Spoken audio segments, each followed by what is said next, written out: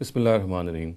A very common misconception which is found amongst Muslims regarding the Islamic political system is that people generally think that the Islamic political system has to be called Khilafah and the Muslim ruler has to be called the Khalifa.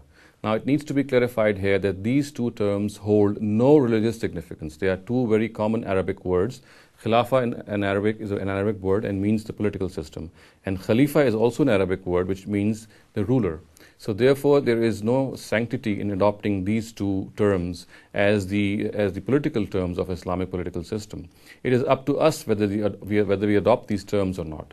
In other words, the Quran has in no way obligated us, it has in no way made it mandatory upon us to adopt the term Khilafat or Khalifa.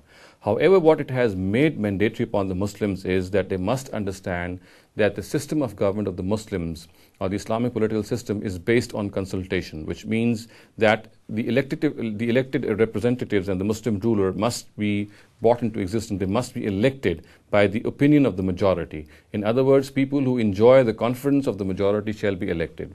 The words of the Quran are Amruhum Shura Bainahum, which mean that at all costs the system of government of the Muslims has to be based on their consultation.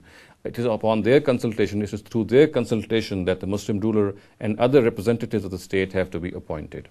Now it is, as I said, there is absolutely no religious significance of the term Khalifa or Khilafat.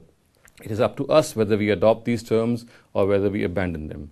It is absolutely our own prerogative in this regard. A very interesting story is recorded by Ibn Sa'd, one of the earliest historians, who says that when the Prophet passed away, his successor, Hazrat Abu Bakr Radhiyallahu Ta'ala Anhu, he was called the Khalifatu Rasulullah, which meant successor to the Prophet, or the successor of the Prophet in religious affairs.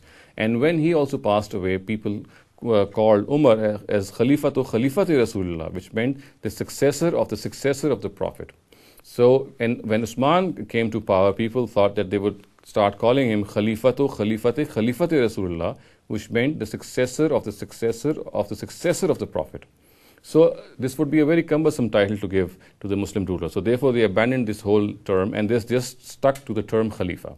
This whole episode itself shows that the word Khalifa has no religious significance. As I said, it is a very common Arabic word. We can adopt this word for the Muslim ruler and we can abandon it. We can just use, for example, the English word ruler for that. Or in any other language, whatever word is appropriate for the Muslim ruler, that word can be used. So therefore, it has to be it has to be clarified. It needs to be clarified that the word Khalifa and Khilafat, they have no religious significance. They have no religious sanctity. If we want, we can adopt these terms. If we want, we can use some other appropriate terms to convey these concepts. أقول قولي هذا واستغفر الله لي ولكم ولسائر المسلمين والمسلمات.